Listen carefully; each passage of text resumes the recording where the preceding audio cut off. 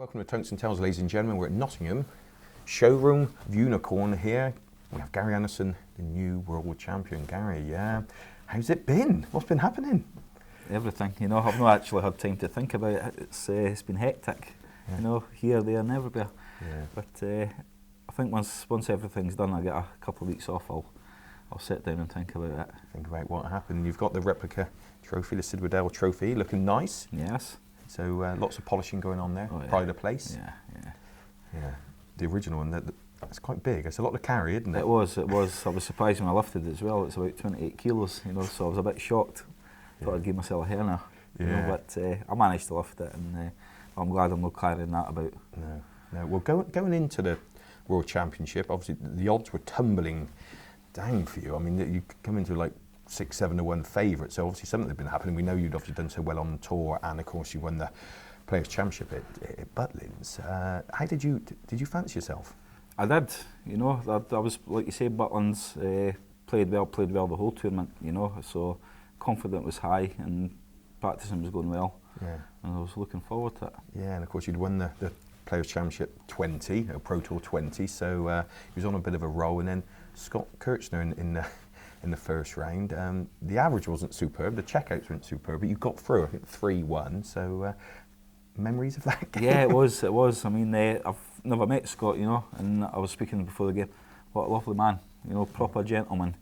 You know, it gets on stage, I was watching him practice, I said, he throws at a good speed, you know, but go up there and he baffled me. He actually had me. He had me trying everything, you know, but I mean, that's the way Scott plays, you know, so hats off to him, but he did play really well, you know, and the pressure was on right for the word go.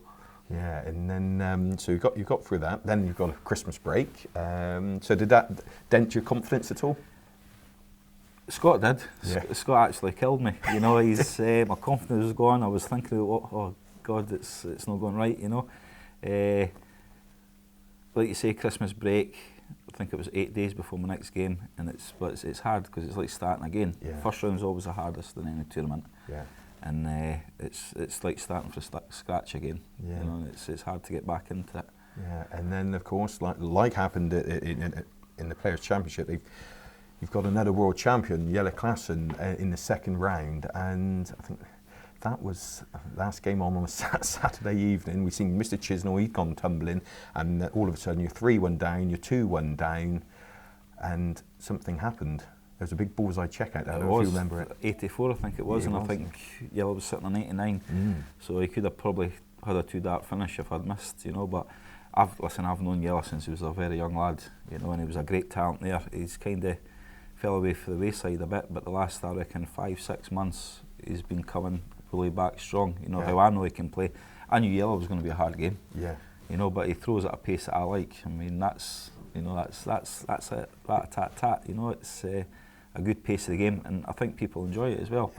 But like you say, when he was in front, I went, oh, I wasn't expecting that, you know, but the 84 kind of changed it, and we just stuck in. At that point, I was actually just looking to win another set.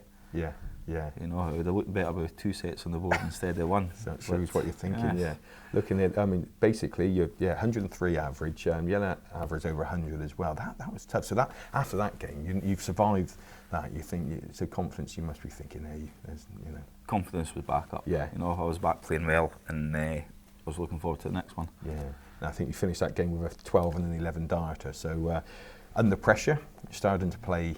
Well, I say starting to play well. You are playing well. Then on to the third round, the qualifier, Cristo Reyes. You win 4-1, but hey, he touched 100 average and won the first set 3-0. So again, you're in a battle. Yeah, I think the first set he's quite a high 112 or something. You know, and I walked off and said, here we go again.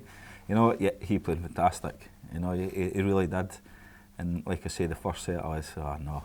But when I came out to the next set, I settled right into the game. You know, I says, that's it, we'll go push on now. He's not going to beat me. Yeah, so over 104 average there. And then we're on to quarter-final. Of course, Peter Wright. That was quite comfortable, really, wasn't it? It was. 5-1 against Peter, you know, and Peter's same again, you know, on the stage, really good player. You know, he's a steady player, big scorer. His finishing's been brilliant.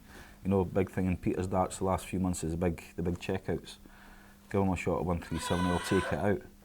You know, he's been playing well, but I was surprised with the victory at that stage. Yeah. So it's 1180, it's 102 average. Now all of a sudden, you're into the last. Well, not all of a sudden, but you're in the last four, and there's some big names left. Obviously, Phil, Raymond, and Michael, who obviously the year before we've mentioned it a fair few times. Had done you 4-3, which was a tough one to take, and you've been waiting a year to grab a little bit of revenge. Year, you know, I mean, when I lose, I'm probably one of the best losers ever. You know, because like I say, it's not happened, and it's on to the next tournament. You know, I won't lose any sleep over losing. Just means the boys played better than me. Yeah. But last year, Michael's game was the one that really, I didn't like that. You know, I did spit the dummy out, to be quite honest. I was fuming. You know, it was a game that especially with me struggling, and I was starting to play a bit better, and being 3-1 up and losing 4-3, that was a kick. That was a tough one. So this time you're 3-1 up, and it's back then to 3-all, and you think, what's going on here? Because you had chances in just about all those sets. I mean, it could have, been the line. I done it again. I was thinking about it, and I think when I went 4-1 up, I think Michael had missed 3 darts at double 18. Yeah. I think it was 2-2 in legs in the 7th set, and he had missed darts at double. Yeah. I pinched that one. I went, well, goes around, comes around. You know, that's one that I needed. Yeah, and of course you're average, you're over 100 average, but also the double top was